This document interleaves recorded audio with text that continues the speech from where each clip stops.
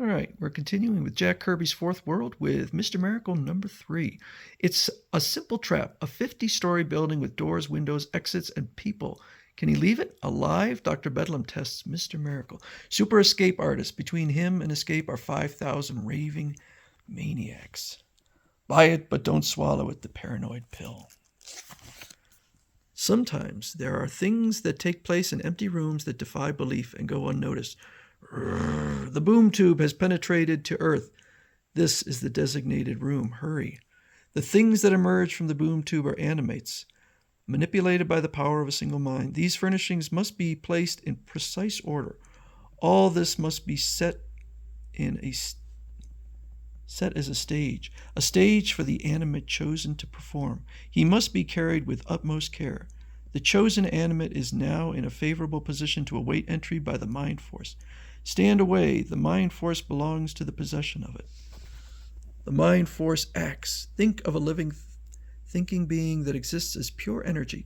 Think of this living being as a personality without a body. The mind force enters and fills. But there are times when this unseen personality must manifest itself in the physical world.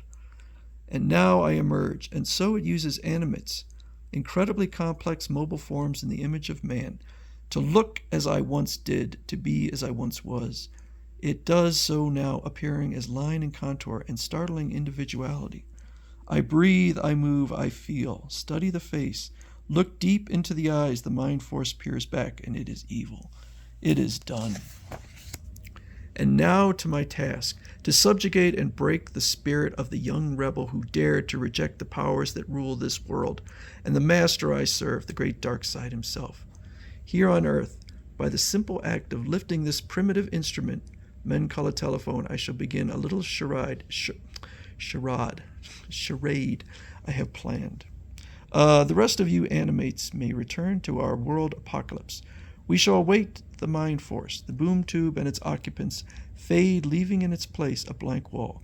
Nothing can be hidden from one such as I, scot-free. Your telephone number is known to me.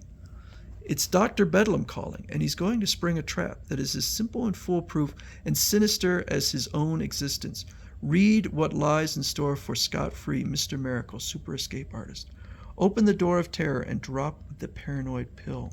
Of all times for the phone to ring, answer it, Oberon. Are you daft, Scott? Who cares about the phone? You've only got seconds to escape those bonds before the granite block falls on you. Practice pays off, Oberon. Mr. Miracle beats death by a full second. Crunch. For goodness sakes, Oberon, answer the phone. The stunt is finished. But when does my heart stop flipping? My nerves stop screaming. Oh, shut up, I'm coming. Hello, I'm speaking for Mr. Miracle. Yes, also for scot-free. Who's calling? That's odd. I know no one in this area, Oberon. Wait, I'll take that one. Just one moment, please. Now, what a voice. Yes, that voice. I'd know it anywhere. It's like the sound of rats digging beneath the floor. His name fits, too, Doctor Bedlam. Hello, this is scot-free. State your terms for battle, Dr. Bedlam. Very well, I shall meet them. Another visitor from this mysterious hometown of yours, Scott. Clack. No comment, eh? That means we're in for trouble. How serious is it, my boy? It's the worst. Oberon, Dr. Bedlam would ordinarily be an unbeatable foe. But Mother Box operates in Dr. Bedlam's own mental kingdom and serves as a shield against his attack. Without Mother Box, one would be completely at his mercy. I get it. This character is some sort of super hypnotist. He attacks the mind. Glory be. How about citizens like myself? We have no such gadgets. And who knows what this Doc Bedlam is up to? It's something to worry about, Oberon. Even Mother Box is reacting in alarm. But never fear. His business is with me. He is here to devise a trap from which I can't escape. Bah, he'd have to be your equal to do that, my boy. Say, why don't we just call the police and arrest this Dr. Bedlam for making threats on the phone?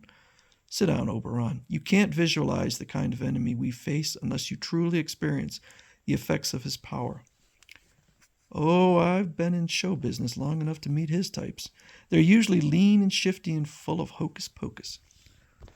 Wrong. Now think of all your childhood terrors.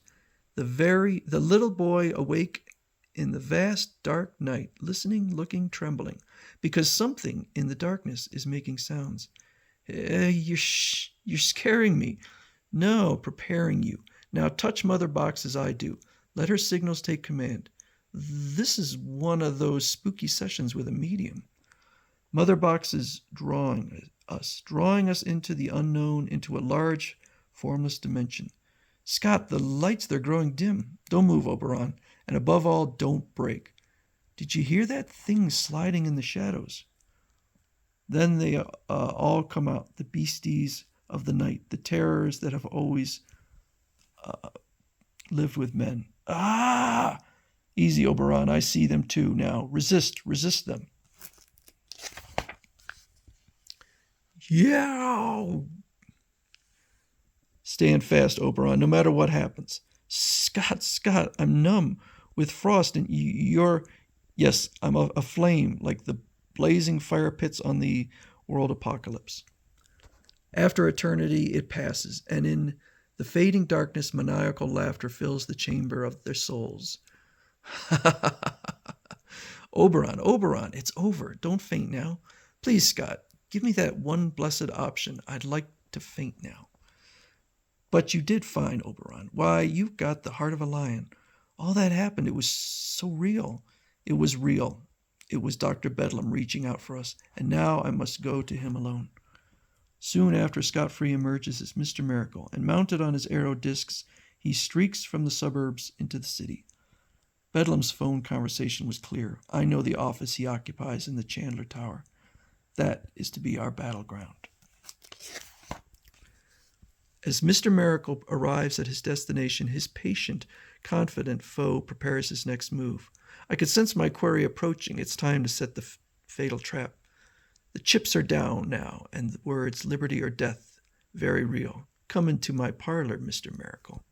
Scot-free, in the name of great Darkseid, ruler of all life on Apocalypse, surrender yourself for punishment, or die in the trap I've been empowered to devise.